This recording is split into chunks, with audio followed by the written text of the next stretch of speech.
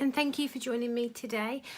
Today I thought I'd share with you how I've made this pretty big gift bag, which is gusseted. The bag itself measures, I'm going to measure it, centimetres. It's approximately just over 21.5 centimetres, which in old money is 8.5 inches. And it's the same drop as well, so 8.5, just under 21.5 centimeters. So it is a good size gift bag,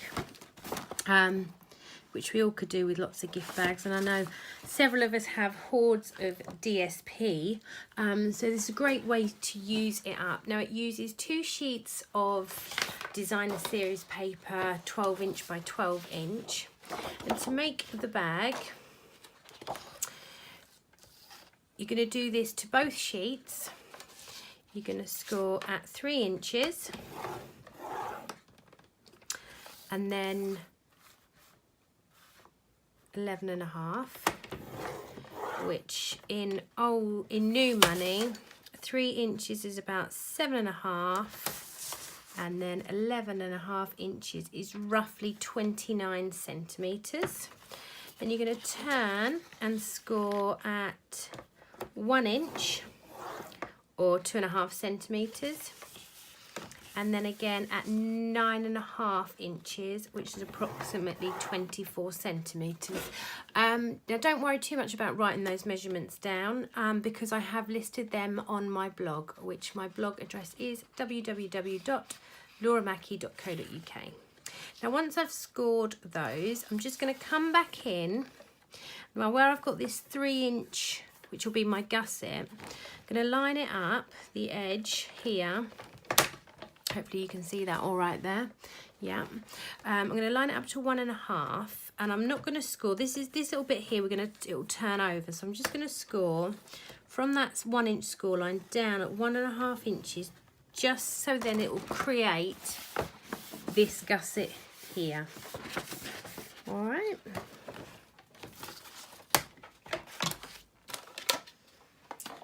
Bear with me. I'm just going to... Now, with a bone folder, I'm going to bone folder on all the score lines. This, like I say, is going to turn in across the top.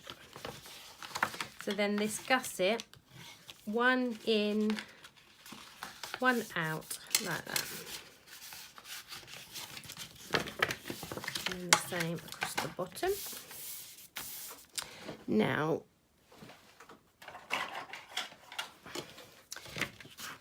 you're going to cut up that score line, and then you're going to lose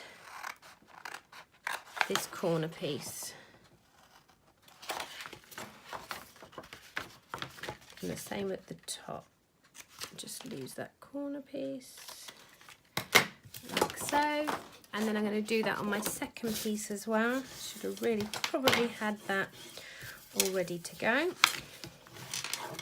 but I haven't. So again, with that gusset, that one score the other way. And then that is the top of the bag that we're going to turn down. And again, cut up there.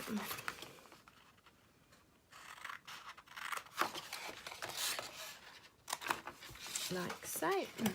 Hopefully you can see that nice and clearly. Now I'm going to pop some tear and tape adhesive from on my adhesive flap, which is your smaller little flap. So I'm going to pop tear and tape on both of those thin little flaps. I use tear and tape for this bit because I do find that it is easier to line up the bag. And the most important bit here is that when you line these up, you line these two up like that. Okay. And then you're going to flip it over. And then when you do this, these should then marry up nicely. And again, just peel the backing tape off the tear and tape adhesive. Like so.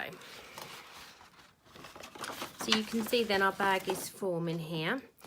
Now I'm going to turn these little flaps in, and I'm going to use liquid glue for this just because I prefer liquid glue, and I've applied it on both the flaps and then just across the top like so.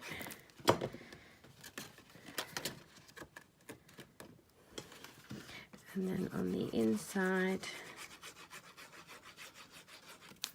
like so. And then I'm just going to push from the inside neatly like that. Now, because the inside of my bag is tranquil tied, I'm going to cut a piece of tranquil tied cardstock measuring 7.4 centimetres. Doesn't feel very square to me. I'm just going to square my card up. So 7.4, which in old money is, oh my word, it's down to these little dots, and I'm never quite sure, to be honest, what they are, by 21.5 centimetres, which that's just under 8.5 inches. Now I'm going to just drop that in. This just reinforces the base really, but just drop that in just to make sure, yeah, that does fit nicely in there. So once I'm happy, it's using Tombow again.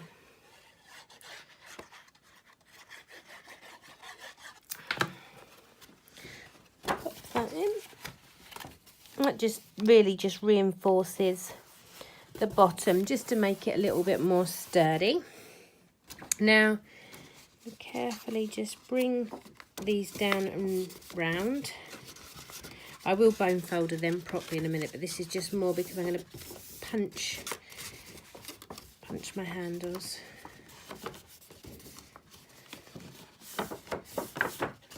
For the ribbon. So for the ribbon, I've used the little handheld punch, and I am just going to eyeball it really. 1, 2, and then is what I would do is using a pencil, come across and mark the other side. 1, 2, and I'm going to just kind of lift that up because is what I want to do. Now I've got some nice tranquil tied here, ruched, I'm sure they call it ruched, yeah, mini ruffled ribbon. So I'm going to use that for my handle, and I'm going to cut 2 pieces at 30 centimetres. And the best way I've found to adhere the handles inside is I'm going to pop tear and tape. I'm going to pop it in and then I'll show you where I'm putting it.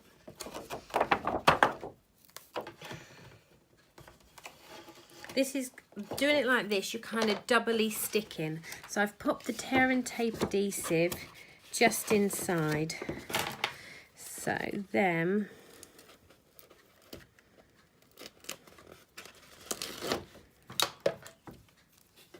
when you and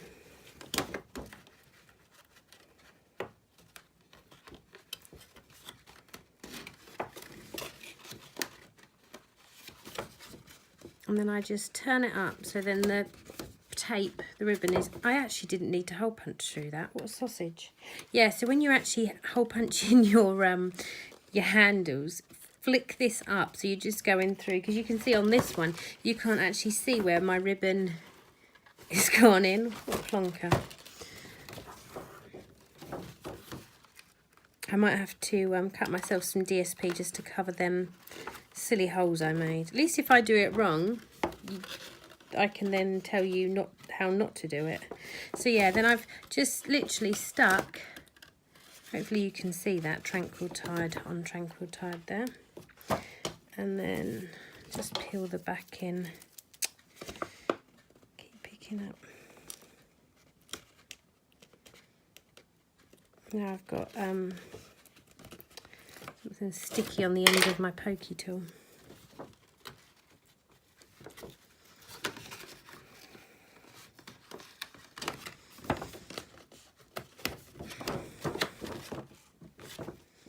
And again,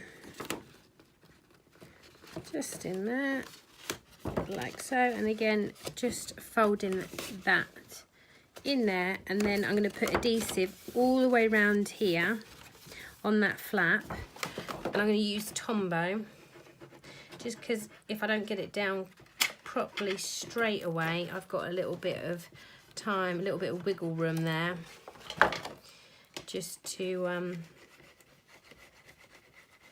gives me a little bit more time than what the tape. The Tombow is a little bit more forgiving, I guess, than tape is just so instant, and you can't just tease it back, where luckily the Tombow gives you a little bit more time. So I'm literally just pushing that down, and then I'm just going to run my bone folder in there just to get a really good stick.